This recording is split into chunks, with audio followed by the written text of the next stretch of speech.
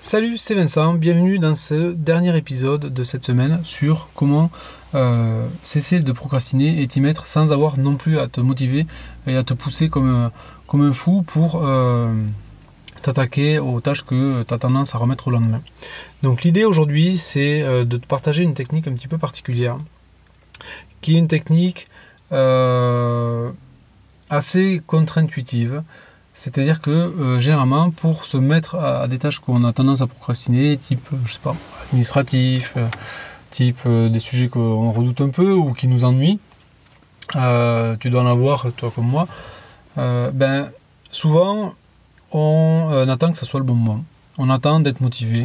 Je vais te dire un truc, ça n'arrivera jamais. Et il faut vraiment être honnête, hein. Il y a des sujets sur lesquels ça n'arrivera pas. Tu ne seras jamais super enclin et hyper motivé à faire de l'administratif si tu détestes faire de l'administratif. Donc à moins d'arriver à déléguer cette partie-là, à un moment donné, il faudra bien t'y mettre. Et il n'y a pas 36 secrets. Pour s'y mettre, on a vu pas mal de techniques cette semaine. Mais il y en a une qui est particulièrement efficace et qu'on partage assez peu. C'est de finalement créer, donc on a parlé hier de système d'environnement, mais là on va parler à un autre niveau, c'est-à-dire on va parler système de travail, système d'organisation, système de routine, système de rotation de sujets. Et ce que j'aimerais te donner, c'est un truc extrêmement puissant, c'est de te dire, ok, si tu veux t'y mettre plus facilement, tu peux peut-être simplifier le démarrage. Et pour simplifier le démarrage, il y a un truc extrêmement puissant, c'est de réduire les temps de préparation. C'est-à-dire que quand tu dois faire une tâche, tu as un temps de préparation sur cette tâche-là. Et ensuite, quand tu bascules à une autre tâche, tu as de nouveau un temps de préparation. Et c'est ce temps-là, on l'a vu au premier épisode, le démarrage, qui te coûte le plus. Donc finalement, si tu veux réduire ce truc-là, ce temps de démarrage, si tu as 3 tâches identiques, tu vas devoir te le taper 3 fois, sauf si tu regroupes ces 3 tâches-là ensemble.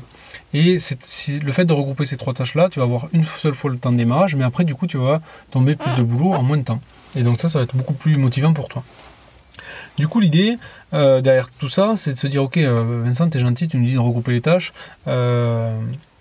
et comme ça, c'est plus facile de s'y mettre. Alors que à la fois ça fait plus de boulot, donc du coup on va avoir plus de mal à s'y mettre. En fait, l'idée c'est simplement de se dire, ok, je fais une seule petite tâche, et à la fin de la tâche je me demande s'il n'y a pas d'autres tâches qui sont identiques que je peux faire et enchaîner. Ça c'est la première idée. La deuxième idée, c'est de se dire, ok, si je regroupe ces tâches là de manière un petit peu sous forme de thématique, toutes les tâches qui sont un peu identiques en même temps, et je vais avoir mon cerveau qui sera plus disposé à enchaîner ces tâches-là. Parce que c'est pareil, nous, à chaque fois, on est obligé, c'est un petit peu comme si on devait passer faire un transport, passer du vélo au train, du train au bus, du bus à l'avion, de l'avion au... Enfin, ces jonctions-là, c'est celles qui nous coûtent finalement le plus de temps, et c'est pas celles qui nous font avancer le plus. Là, c'est exactement la même chose. L'idée, c'est de regrouper ces tâches-là et de pouvoir aussi te créer une rotation de type de tâches, quitte à te créer ce qu'on appelle des journées thématiques, des journées à thème et des semaines à thème. Ça veut dire quoi? Ça veut dire que tu peux... donc moi je vais te donner un exemple, même si c'est pas forcément exactement ce que je suis à chaque fois, toutes les semaines, mais c'est une structure que j'utilise dans les semaines où ça va bien et où je tombe extrêmement beaucoup de boulot. Par exemple, le lundi, je vais planifier les tâches importantes. Le mardi, je vais faire les tâches importantes. Le mercredi, je vais faire toutes les tâches qui sont relatives au social. Donc ça peut être toutes les tâches sociables. Le jeudi, je vais faire tout ce qui est tâches d'amélioration. Et le vendredi, je vais faire tout ce qui est moins important. En ayant cette structure-là en tête, ce que je vais faire, c'est que je sais que chaque mardi, en fait, au lieu de papillonner de tâche en tâche et de ne pas arriver à faire ce que je veux faire, je sais que j'ai une tâche qui est prioritaire et c'est celle-là sur laquelle je vais m'attaquer. Et je ne vais pas avoir 10 priorités, je vais me dire, ok, ce mardi-là, je vais essayer de m'attaquer à tel sujet au milieu du tout le chaos ambiant qui m'entourent. Moi, ce que je vais essayer d'avancer, c'est ce sujet-là. Et puis le mercredi, je vais avancer les autres tâches, etc. etc. Et le fait d'avoir cette dynamique-là, alors au début, c'est moins flagrant, mais le fait d'avoir ce type de structure en tête, et de la même manière avoir une structure un peu identique pour chaque journée, un petit peu comme ça, c'est-à-dire savoir que on va pouvoir par exemple faire un point avec ses équipes juste après manger, etc. etc. Et ben l'idée, quand tu as ce genre de structure-là, c'est que tu as beaucoup plus de facilité à t'y mettre parce que tu t'es déjà réservé dans ta tête un créneau pour t'y mettre. Et donc tu n'as pas besoin de faire d'efforts pour libérer du temps parce que ton temps est déjà, et ta manière de penser est déjà câblée là-dessus. Et donc créer des journées thématiques et des structures de journée que tu vas pas suivre en permanence. Faut pas rêver. Je veux dire, c'est dans le monde idéal, tu pourrais tout faire tout le temps, mais c'est pas le cas. Mais par contre, ça va vraiment beaucoup t'aider. Parce que souvent, ce qui se passe, c'est que quand on a un peu plus de temps, on sait plus par où démarrer.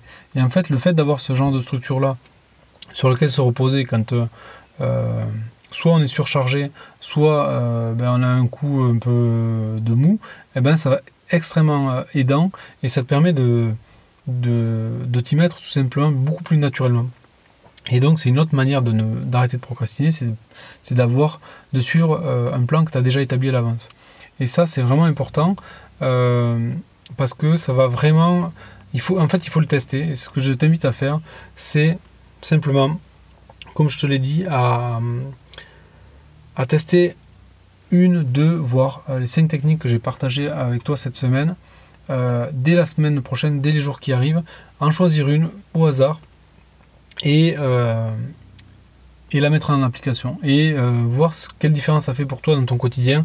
Est-ce que ça t'a permis de t'y mettre plus facilement, et à partir de là tu en enchaînes une autre, etc. Et en fonction des différents cas de figure, tu vas apprendre finalement à utiliser la technique qui te correspond le plus et qui correspond le plus à ton contexte du moment, à la tâche en question. Et ça va vraiment t'aider tout simplement à prendre plus de plaisir au quotidien, à obtenir plus de résultats, à avoir plus de confiance en toi. Enfin voilà, ça va réenclencher un cercle beaucoup plus vertueux. Et puis j'aimerais finir sur une dernière note, une note un peu surprenante, c'est que beaucoup de gens pensent que c'est pas bien de procrastiner, c'est pas bien et on culpabilise, alors qu'en fait c'est plutôt quelque chose de positif. Seulement il faut arriver à l'utiliser à bon escient, et c'est un phénomène qui est très naturel. La procrastination, on est tous des procrastinateurs, donc et ce qui est dommage, c'est qu'on ne nous a pas appris à travailler vraiment avec ça et à le contourner quand on en a vraiment besoin. Et l'idée, c'est que il y a une étude qui a été faite sur la réussite d'un certain nombre d'universitaires, de gens qui faisaient des études en université, et ils ont comparé le niveau de procrastination des personnes aux résultats qu'ils obtenaient. Et ils se sont rendus compte effectivement que les très gros procrastinateurs avaient des résultats qui étaient médiocres, et ceux qui étaient moins procrastinateurs et qui planifiaient plus leur révision, etc., avaient de meilleurs résultats. Jusque-là, pas beaucoup de surprises. Par contre, ils se sont rendus compte que dans les plus grands, ceux qui réussissaient le mieux, c'était aussi des très très gros procrastinateurs. Et donc, ça veut dire quoi? Ça veut dire que finalement, ils savaient utiliser leur procrastination à meilleur escient que les autres. Donc, comment ils faisaient? Alors, il y a plusieurs manières de faire, mais en gros, l'idée c'est que ils regardaient les sujets sur lesquels ils procrastinaient, ils faisaient une lecture attentive de ce qu'ils avaient à faire, de devoirs qu'ils avaient à rendre, de la leçon, mais ensuite, ils laissaient leur cerveau travailler en mode ce qu'on appelle diffus, c'est-à-dire travailler en arrière-plan, pas de manière forcée, de manière entre guillemets en arrière-plan, on va dire, inconsciente, et ils s'y reprenaient au dernier moment, c'est-à-dire qu'effectivement ils s'y prenaient au dernier moment, et donc ça c'était le facteur déclencheur qui facilitait leur démarrage, mais par contre ils étaient beaucoup plus efficaces parce qu'ils avaient ils bénéficiaient de ce truc-là. Par contre, à contrario, ceux qui procrastinaient jusqu'à la dernière minute, n'ayant pas laissé leur cerveau travailler en mode diffus, c'est-à-dire pas en ayant fait une première lecture attentive de ce qu'ils avaient à faire, et eux ils étaient un peu ils avaient des résultats médiocres parce que ils avaient procrastiné, mais de manière beaucoup moins efficiente que que leurs compères. Donc ce que je veux te dire, c'est que procrastiner, c'est normal, c'est naturel. Tu peux même l'utiliser à bon escient, comme certaines personnes le font très très bien.